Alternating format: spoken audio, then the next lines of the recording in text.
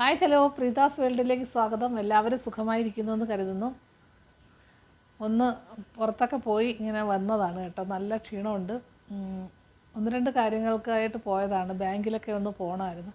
ഉച്ച കഴിഞ്ഞ് പോകാമെന്നാണ് കരുതിയത്. പക്ഷേ ഭയങ്കര മഴ. ഉച്ച കഴിയുമ്പോഴത്തേക്കിന് എല്ലാ ദിവസവും ഇപ്പോൾ ഉച്ച കഴിയുമ്പോൾ മഴയാണ്. പിന്നെ കൊള്ളിയാനും ഇടിയൊക്കെ ആയിട്ടങ്ങ് വരും. അപ്പോഴും നമുക്ക് ഉച്ച കഴിഞ്ഞുള്ള പോക്കൊക്കെ ഇപ്പം ക്യാൻസൽ ചെയ്ത് രാവിലെ പോകുന്നതാണ്. അന്നേരം ഒന്ന് രണ്ട് കാര്യങ്ങളൊക്കെ ഉണ്ടായിരുന്നു. അങ്ങനെ പോയിട്ട് വന്നതാണ്. ജോലിയൊക്കെ തീർത്തിട്ടാണ് പോയത് കേട്ടോ. 12 മണിയൊക്കെ കഴിഞ്ഞ് ജോലിയൊക്കെ തീർത്ത് വെച്ചിട്ടാണ് പോയത്. വന്ന് പിന്നെ ഇപ്പോൾ ചോറൊക്കെ ഉണ്ടിട്ട് ഇരിക്കുകയാണ്. പിന്നെ എന്തൊക്കെയുണ്ട് വിശേഷങ്ങൾ? ഇന്ന് വിശേഷം, ഇന്ന് അങ്ങോട്ട് ബാങ്കിലോട്ട് പോകുന്ന വഴിക്ക് ഞാനൊരു കാഴ്ച കണ്ടതാണ്. ഒരു ജ്യോത്സ്യൻ്റെ ഒരു കടയാണ്. എൻ്റെ ദൈവമേ, എന്തൊരു തിരക്കാണ്! റോഡിൽ വരെ ആൾക്കാരങ്ങനെ നിൽക്കുക. ചെറിയൊരു ഹാളുണ്ട് ഇരിക്കാൻ അയാളെ കാണുന്നതിന്. പക്ഷേ അവിടുന്ന് ആൾക്കാർ ഇരിക്കാൻ സ്ഥലമില്ലാതെ റോഡ് വരെ നിൽക്കുകയാണ്. ഇത്രയും ജനങ്ങൾ ഇങ്ങനെ ജ്യോത്സ്യന്മാരെ കാണാനായിട്ടേ രാവിലെ മുതൽ പല സ്ഥലങ്ങളിൽ നിന്ന് വരുന്നവരായിരിക്കും. നേരത്തെ ഈ പുള്ളിയെ കാണുന്നതിന് അങ്ങനെ നമുക്ക് ഇതൊന്നും എടുക്കണ്ടായിരുന്നു, കൂപ്പണൊന്നും എടുക്കണ്ട. എപ്പോൾ ചെന്നാലും നമുക്ക് കാണാം. ഒരിച്ചിരി നേരം ഒന്നും ഇരിക്കേണ്ടി വരും, അത്രയേ ഉള്ളായിരുന്നു. ഇപ്പോൾ എനിക്കറിയത്തില്ലേ ദൈവമേ, ഇത്രയും ആൾക്കാർ എവിടെ നിന്നൊക്കെ വരുന്നെന്ന് ചോദിച്ചാൽ, ഇപ്പം നേരത്തെ വിളിച്ച് പറഞ്ഞ് വരുന്നവരങ്ങനെ, വിളിച്ച് പറയാതെ വരുന്നവരങ്ങനെ, കൂപ്പൺ ഉണ്ടായിട്ട് നമ്പർ അനുസരിച്ച് വരുന്നവരങ്ങനെ എന്നൊക്കെയാണ് പറയുന്നത്. പണ്ട് ഞാൻ പോയിട്ടുണ്ട് ഈ ഒന്ന് രണ്ട് കാര്യങ്ങൾക്കൊക്കെ ഈ ജ്യോത്സ്യൻ്റെ അടുത്ത് തന്നെ പോയിട്ടുണ്ട്. പക്ഷെ നമുക്ക് അന്നൊക്കെ ഇത്രയും വലിയ പാടില്ല. ചെല്ലുക, എന്തെങ്കിലും കാര്യങ്ങളൊക്കെ പറഞ്ഞ് അന്നേരം ഒരു 10 മിനിറ്റൊക്കെ ഇരുന്നാൽ മതിയായിരുന്നു. ആൾക്കാർക്ക് ഇത്രയും പ്രശ്നങ്ങളിലൂടെ കടന്നു പോകുന്നതുകൊണ്ടായിരിക്കാം.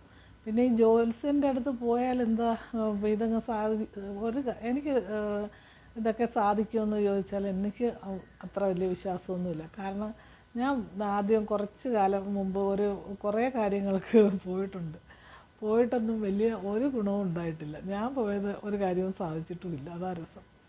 എല്ലാം പറയും ഇപ്പം നടക്കും, ഈ വർഷം നടക്കും, പിന്നെ ഈ പൂജ ആ പൂജ എന്ന് പറഞ്ഞാൽ വലിയ ചിലവുള്ള പൂജയൊന്നും അല്ല കേട്ടോ. ചിലവുള്ള പൂജയൊന്നും ഞാൻ ചെയ്യത്തുമില്ല, അത് വേറെ സത്യം. പിന്നെ എൻ്റെ കൂടെ അങ്ങനെ പറഞ്ഞിട്ടുമില്ല. ഇത്ര അർച്ചന നടത്തണം, പിന്നെ ഈ വെള്ളപ്പൂവ് വെച്ചിട്ട് ഇങ്ങനെ ചെയ്യണം, ദേവീക്ഷേത്രത്തിൽ ഇന്ന അർച്ചന നടത്തണം എന്നൊക്കെയായിരുന്നു പറഞ്ഞു തന്നിട്ടുള്ളത്. അത് എൻ്റെ ഒരാൾക്ക് വേണ്ടിയിട്ട് ചെയ്തതാണ്. പക്ഷേ ആ കാര്യമൊന്നും നടന്നിട്ടില്ല. അത് കഴിഞ്ഞ് പിന്നെ എൻ്റെ ഒരു മോൾക്ക് വേണ്ടിയിട്ട് കുറച്ച് നടത്തി, അതും നടന്നിട്ടില്ല. പിന്നെ ഇതിലൊന്നും എനിക്ക് വലിയ വിശ്വാസം തോന്നുന്നില്ല. പിന്നെ ഈ പോകുന്നവരെ ഒന്നും ഞാൻ കുറ്റം പറയുന്നുമില്ല. കാരണം അവർക്ക് ഒരു മനസ്സിൻ്റെ വിഷമങ്ങൾ കൂടുമ്പോഴാണ് നമ്മൾ ജ്യോത്സ്യനെ പോയി കാണുകയും എന്തൊക്കെയാണ് സമയദോഷമാണോ അതോ ഇനി വീട്ടിൻ്റെ ദോഷമാണോ എന്നൊക്കെ പറഞ്ഞ് പോകുന്നത്. ചെല്ലുമ്പോൾ നമ്മുടെ ആ വിഷമം പറയുമ്പോൾ അത് ചിലപ്പോൾ എന്തെങ്കിലുമൊക്കെ ഇത് പറയുമ്പോൾ നമുക്കൊരു താൽക്കാലിക ശാന്തി, അത്രയേ ഉള്ളൂ. നമുക്കിപ്പോൾ ഒരു തലവേദന വരുമ്പോൾ അമൃതാഞ്ജനം പുരട്ടുമ്പോൾ നമുക്കൊരു കുറച്ച് നേരത്തേക്കൊരു തലവേദനയ്ക്കൊരു ശാന്തി കിട്ടുമല്ലോ എന്ന് പറഞ്ഞ കണക്ക് നമ്മൾ ചെല്ലുന്ന പ്രശ്നത്തിന് അദ്ദേഹം ഒരു പരിഹാരം പറയും. ഇന്ന ക്ഷേത്രത്തിൽ പോയി ഇത്ര അർച്ചന നടത്തുക, അല്ലെങ്കിൽ ഇന്ന പൂജ ചെയ്യുക എന്നൊക്കെ പറയും. അന്നേരം അത് ചെയ്യുമ്പോൾ നമ്മുടെ വിചാരം ഇത് ചെയ്യുമ്പോൾ ഇത് നടക്കും എന്ന് വിചാരിച്ചിട്ട് നമ്മളിങ്ങനെ ചെയ്തുകൊണ്ടിരിക്കും. അത്രയും നാൾ നമുക്കൊരു മനസ്സിന് സന്തോഷം, ഇത്ര എണ്ണം ആയി, ഇനി അടുത്തത് ചെയ്യുമ്പോൾ നടക്കും എന്നും പറഞ്ഞിട്ട് നമുക്കിങ്ങനെ മനസ്സിനൊരു സന്തോഷം കിട്ടും. അതായിരിക്കും ഇതുകൊണ്ട് ഉദ്ദേശിക്കുന്നതെന്ന് എനിക്ക് തോന്നുന്നു. പിന്നെ ചില ആൾക്കാർക്കൊക്കെ നടക്കുമായിരിക്കും. ചിലപ്പോൾ അവരുടെ സമയം നല്ലതായി വരുമ്പോൾ ആ കാര്യം നടക്കും. ഇപ്പം ഗൾഫിൽ പോകുന്നതിന്, പിന്നെ വിദേശങ്ങളിൽ ജോലി കിട്ടുന്നതിന്, കല്യാണം നടക്കുന്നതിന്, കുഞ്ഞുങ്ങളുണ്ടാവുന്നതിന്, പിന്നെ വീട് വെക്കുന്നതിന്. മിക്കവാറും ആൾക്കാർക്കും കല്യാണവും വീടുമാണ് ഏറ്റവും പ്രശ്നം. വീടില്ലാത്തവരങ്ങനെ. അന്നേരം വീട് വെക്കാൻ സമയം നല്ലതാണോ, അല്ലെങ്കിൽ വീട് വെക്കാൻ എന്തെങ്കിലും തടസ്സങ്ങളുണ്ടോ എന്നൊക്കെ നോക്കാൻ വരുന്നവരങ്ങനെ. പിന്നെ വസ്തു വാങ്ങിക്കാൻ പറ്റുമോ എന്നറിയുന്നവരങ്ങനെ. വസ്തു വിൽക്കാൻ പറ്റുമോ എന്നറിയാൻ അങ്ങനെ. എനിക്കറിയത്തില്ല. അങ്ങനെ പ്രശ്നങ്ങളുടെ ഒരു കൂമ്പാരമാണ് ഇതെല്ലാം. എനിക്ക് തോന്നുന്നത് മനുഷ്യരുടെ ഒരു മാനസികമായ ഓരോ കാര്യങ്ങളിൽ ഒരു ജ്യോത്സ്യൻ്റെ അടുത്തോ അല്ലെങ്കിൽ ഒരു പോറ്റിയുടെ അടുത്തോ തിരുമേനിയുടെ അടുത്തോ ഒക്കെ ചെല്ലുമ്പം അവരുമായിട്ട് സംവദിക്കുമ്പോൾ ഒരു സന്തോഷം, ഒരു അല്പം ശാന്തി എന്നുള്ളതായിരിക്കും. ഒരു താൽക്കാലിക ശാന്തി കിട്ടും. അന്നേരം തോന്നും പിന്നെ ഒന്ന് രണ്ട് പേർക്ക് ചിലതങ്ങ് നടക്കുകയും ചെയ്യും. അപ്പോഴത്തേനും കണ്ട അവിടെ പോയി ഇതെല്ലാം ചോദിച്ചു കഴിഞ്ഞപ്പോഴേ അവിടെ നടന്നു എന്ന് പറയും. അത് കേൾക്കുമ്പോൾ അടുത്ത ആൾക്കാരും പോകും. ഇതേപോലെയായിരുന്നു കുറേ നാൾ നമ്മുടെ എന്തുവാ കാര്യസിദ്ധി പൂജയെന്നും പറഞ്ഞുകൊണ്ട് കൂനമ്പായിക്കുളത്ത് ഒരു ദേവീക്ഷേത്രത്തിൽ അയ്യോ എന്ത് ജനമായിരുന്നു പോകുന്നത്. വണ്ടി വിളിച്ച് പോകുന്നവരങ്ങനെ, ജീപ്പിൽ പോകുന്നവരങ്ങനെ, ബസ്സിൽ പോകുന്നവരങ്ങനെ. ചൊവ്വാഴ്ച 21 ചൊവ്വാഴ്ച പോയി. പിന്നെ കുറേ പേർക്ക് സാധിച്ചു, കുറേ പേർക്ക് സാധിച്ചില്ല. ഇപ്പം ഈ കൊറോണ വന്നതിന് ശേഷം ഇപ്പം അങ്ങനെ പോകുന്നത് കാണുന്നേ ഇല്ല. ഇപ്പം കൂനമ്പായിക്കുളത്ത് പോകുന്ന വണ്ടികളൊന്നും ഞാൻ കാണുന്നില്ല പോകുന്നത്. പിന്നെ അവിടങ്ങളിലുള്ള ആൾക്കാരൊക്കെ പോയി ചെയ്യുന്നുണ്ടായിരിക്കും, അതെനിക്കറിയത്തില്ല. പക്ഷേ ഇവിടങ്ങളിൽ നിന്നൊന്നും ഇപ്പോൾ അങ്ങനെ പോകുന്നില്ല. ഇപ്പോൾ എല്ലാവരും മറ്റേ മണി കെട്ടുന്ന അമ്പലത്തിലാണ് പോകുന്നത്. എവിടെ എന്തോ അമ്പലത്തിൻ്റെ പേര്, കാട്ടിൽ മേക്കതിൽ ക്ഷേത്രത്തിൽ മണി കെട്ടാൻ പോകുന്നുണ്ട്. അത് പണ്ട് കുറേ പേര് പോകുമായിരുന്നു, ഇപ്പോഴും പോകുന്നുണ്ട്. അത് കുറേ പേരുടെ കാര്യങ്ങളൊക്കെ മണി കെട്ടി സാധിക്കുന്നതും ഉണ്ട് കേട്ടോ. കുറച്ച് പേരുടെ കല്യാണം, അതുപോലെ വീട് വെക്കാൻ താല്പര്യം പറഞ്ഞവരുടെയൊക്കെ വീടൊക്കെ വെക്കാൻ പറ്റുന്നുണ്ടെന്നൊക്കെയാണ് പറ്റിയെന്നാണ് പറയുന്നത്. 1-2 പ്രാവശ്യം കെട്ടിയപ്പോഴത്തേക്കിനും അവരുടെ വീട് വേണമെന്ന് താല്പര്യപ്പെട്ട ചേച്ചി കെട്ടി അവർക്ക് വീട് കിട്ടി എന്നൊക്കെ പറയാം. പക്ഷേ അത് നമ്മുടെ സമയം കൊണ്ടും നമ്മുടെ വീടിൻ്റെ യോഗ, അതുപോലെ തന്നെ സാമ്പത്തികമായിട്ട് ആ വീട് വെക്കാനുള്ള ഒരു ഇതൊക്കെ വന്നപ്പോൾ വീട് വെച്ചു. പിന്നെ അത് ദേവിയുടെ അനുഗ്രഹം എല്ലാം സത്യമായിരിക്കും, അതിനെക്കുറിച്ചൊന്നും ഞാൻ പറയുന്നില്ല.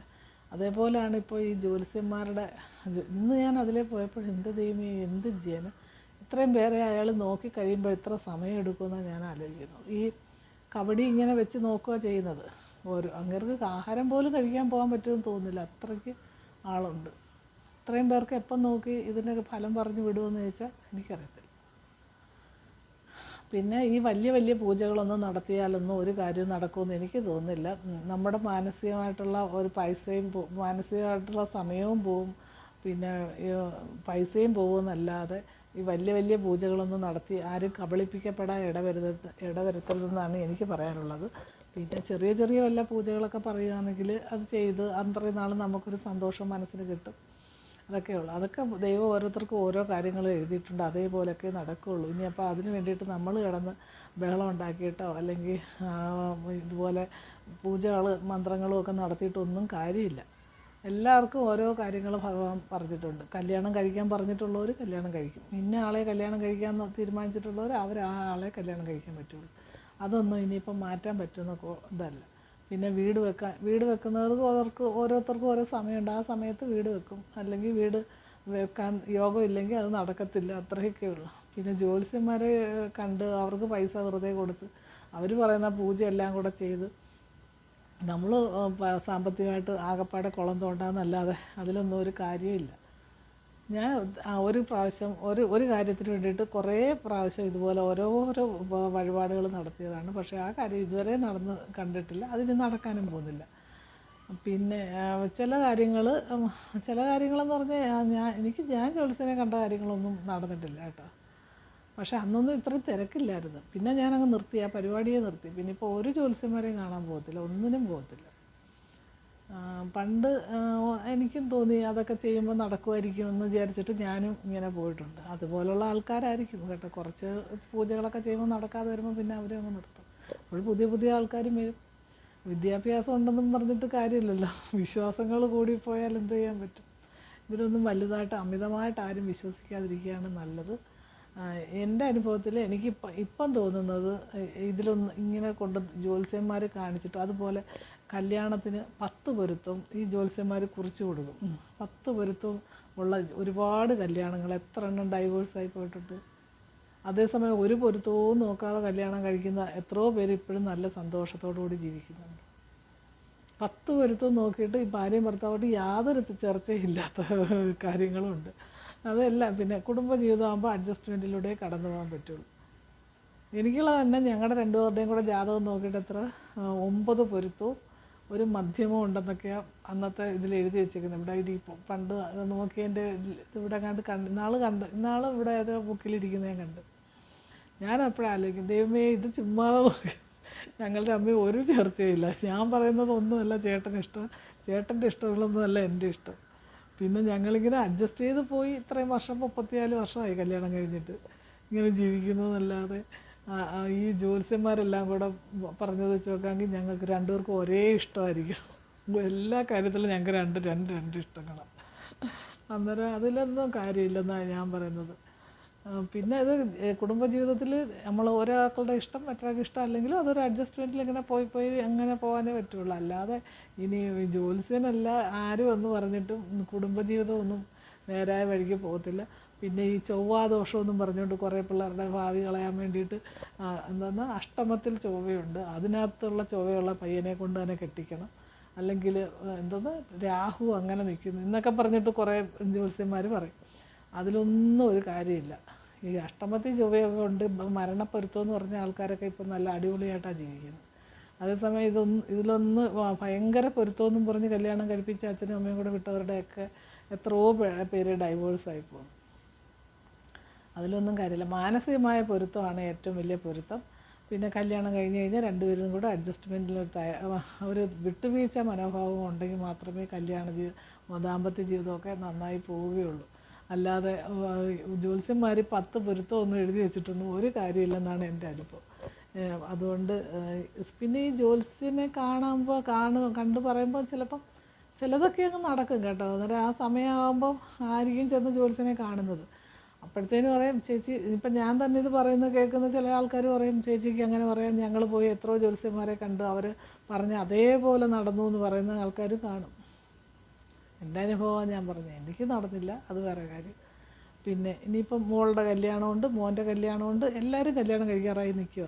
പക്ഷേ ഇതൊക്കെ നടക്കുന്ന സമയത്ത് നടക്കേണ്ട രീതിയിൽ നടക്കുമായിരിക്കും. അല്ലാതെ ഞാൻ ഇനിയിപ്പോൾ ജ്യോത്സ്യന്മാർക്ക് പൈസ കൊടുക്കാൻ ഉദ്ദേശിച്ചിട്ടേ ഇല്ല. ഇനി ആരുടെ കല്യാണം വന്നാലും അതിൻ്റെ പൊരുത്തം നോക്കാനും പോകുന്നില്ല, ഒന്നുമില്ല. അവർക്ക് ഇഷ്ടമുള്ള ആൾക്കാരെ അവർ തന്നെ കണ്ടെത്തി കല്യാണം കഴിക്കട്ടെ, അതിൽ വരുന്ന ഗുണവും ദോഷവും ഒക്കെ അവരനുഭവിക്കട്ടെ എന്നുള്ളതേ ഉള്ളൂ. അതിപ്പോൾ നമ്മൾ എത്ര അറേഞ്ച്ഡ് മാരേജായിട്ട് കല്യാണം കഴിപ്പിച്ച് വിട്ടാലും അതിനകത്ത് ഒരുപാട് പൊരുത്തക്കേടുകളും പ്രശ്നങ്ങളും ഒക്കെ ഉണ്ടാകും. അതിനേക്കാൾ നല്ലത് അവരവർ തന്നെ കണ്ടെത്തിക്കൊണ്ട് വരുവാണെങ്കിൽ പിന്നെ അതിൽ വരുന്ന കാര്യങ്ങളൊക്കെ അവരവർ തന്നെ അങ്ങ് സഹിച്ചോളുമല്ലോ. നമ്മുടെ കൂടെ വന്ന് കുറ്റം പറയാൻ നിൽക്കത്തില്ലല്ലോ, അങ്ങ് നടത്തി വിടുക, അത്രയേ ഉള്ളൂ.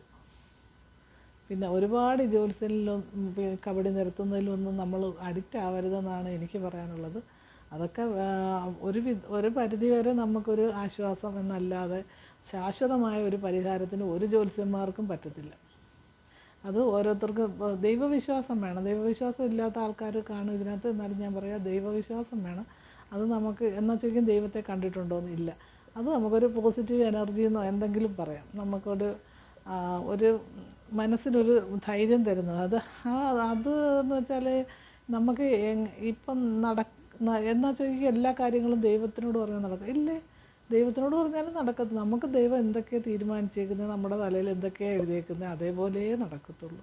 യാതൊന്നും അതിൽ നിന്ന് മാറിപ്പോകുന്നു വിചാരിക്കുകയേ വേണ്ട. ഇപ്പോൾ ഒരാൾ മരിക്കുന്ന സമയത്ത് അയാൾ ഭയങ്കര ദൈവവിശ്വാസിയായിരുന്നു, എന്നും അമ്പലത്തിൽ പോകുന്ന ഒരാളായിരുന്നു. അപ്പോഴും ചോദിക്കുന്നതായിട്ട് അയാൾ എന്നും അമ്പലത്തിൽ പോകുന്ന ആളായിട്ടേ അയാൾ ഇത്രയും പെട്ടെന്ന് മരിച്ചു പോകുന്ന ആരെങ്കിലും അത് പറഞ്ഞിട്ട് കാര്യമുണ്ടോ? ഓരോരുത്തർക്കും സമയമാകുമ്പോൾ ഭഗവാൻ വിളിക്കും. അവിടെ ഭഗവാൻ പറയുമോ നാളെ നീ ഇത്ര മണിക്ക് മരിക്കാൻ പോവുക, നീ അതുകൊണ്ട് റെഡി ആയിരുന്നോ എന്ന് ആരോടും പറയത്തില്ലല്ലോ. അത് സമയമാകുമ്പോൾ പോവും. പിന്നെ ആരെയും കഷ്ടപ്പെടുത്താതെ പോയ മഹാഭാഗ്യം എന്ന് കരുതുക, അത്രയേ ഉള്ളൂ. കിടന്ന് പെട്ടെന്ന് ആരും അറിയാതെ പെട്ടെന്ന് മരിച്ചു പോകുന്നത് അതാ ഭാഗ്യം, അത്രയേ ഉള്ളൂ. അതൊക്കെ ഓരോരുത്തരുടെ അതാണ് ഞാൻ പറഞ്ഞത്, അവരവരുടെ തലയിൽ എന്താ എഴുതിയേക്കുന്നത് അതേപോലെയൊക്കെ കാര്യങ്ങൾ വരും. അതേപോലെ ജീവിക്കേണ്ട രീതികളും അതേപോലെ പറഞ്ഞ് വരും. ഓരോരുത്തരും എങ്ങനെയൊക്കെ ജീവിക്കണമെന്നും എങ്ങനെയൊക്കെ ആയി തീരുമെന്നും എല്ലാം ഭഗവാന് മാത്രമേ അറിയത്തുള്ളൂ. അല്ലാതെ ഈ ജ്യോത്സ്യന്മാർക്ക് കൊണ്ടുപോയി കാശ് കൊടുത്ത് അവർക്കുള്ള നമ്മുടെ സമയവും മെനക്കെടുത്തി എത്ര നേരം അവിടെ പോയി ഇരിക്കും. രാവിലെ പോയി മനുഷ്യർ ഒരു തുള്ളി വെള്ളം പോലും കുടിക്കാതെ അതിൻ്റെ മുമ്പിൽ ഇങ്ങനെ ഇരിക്കുക. പിന്നെ ഇരിക്കാൻ സ്ഥലമില്ലാത്തതുകൊണ്ട് റോഡിലോട്ട് ഇറങ്ങി നിൽക്കുക. ഇതിൻ്റെ ഒന്നും ആവശ്യമേ ഇല്ല. ഞാൻ പറയുന്നത് അവരവരുടെ കാര്യങ്ങൾ അവരവരുടെ ജോലി ചെയ്യുക, അവരവരുടെ ഡ്യൂട്ടി ചെയ്യുക. നമുക്കെന്താ പഠിക്കുന്നവരാണെങ്കിൽ പഠിക്കുക, ജോലി ചെയ്യാൻ കഴിവുള്ളവരാണെങ്കിൽ എന്തെങ്കിലും ജോലി ചെയ്യുക. അവർക്ക് അതിനുള്ള മാർഗം ദൈവം കാണിച്ചു തരും. അതനുസരിച്ച് മുന്നോട്ട് പോവുക. അല്ലാതെ അന്ധവിശ്വാസങ്ങളുടെ പുറകെ പോകാൻ നിൽക്കരുതെന്നാണ് എനിക്ക് പറയാനുള്ളത്. പിന്നീട് അല്പം ആശ്വാസത്തിനൊക്കെ വേണ്ടി പോകുന്നവർ എന്നും പറഞ്ഞ് അത് ഡെയിലി അതിൽ പോവുകയും പിന്നെ അവിടെ ചെന്ന് അവർ പറയുന്ന പൂജകളൊക്കെ ചെയ്ത് അവസാനം നമ്മുടെ കുടുംബം വരെ എഴുതി വയ്ക്കേണ്ട ഗതികേടിലോട്ടൊന്നും ആൾക്കാർ പോകാതിരിക്കുക എന്നുള്ളതേ ഉള്ളൂ. അപ്പോൾ ഞാൻ രാവിലെ അങ്ങോട്ട് ബാങ്കിലോട്ട് പോയ വഴിക്ക് കണ്ടതാണ് കേട്ടോ. അപ്പോഴാണ് എനിക്കിതൊക്കെ തോന്നിയത്. ഇതിനകത്ത് വിശ്വാസമുള്ളവർ കാണും, വിശ്വാസം ഇല്ലാത്തവർ കാണും. എൻ്റെ അഭിപ്രായമാണ് ഞാൻ പറഞ്ഞത്. ഇത്രയൊക്കെ ഉള്ളൂ. പിന്നെ അതിൽ വിശ്വസിക്കുന്നവരൊക്കെ വിശ്വസിക്കുക, വിശ്വസിക്കാനില്ലാത്തവർ വിശ്വസിക്കാതിരിക്കുക എന്നതേ ഉള്ളൂ. പിന്നെ മറ്റൊന്നുമില്ല. നിങ്ങളുടെ അഭിപ്രായങ്ങളൊക്കെ നിങ്ങൾ കമൻറ്റുകളായിട്ട് എഴുതുക. തൽക്കാലം നിർത്തുന്നു. മറ്റൊരു വീഡിയോയുമായി നാളെ കാണാം. ബൈ.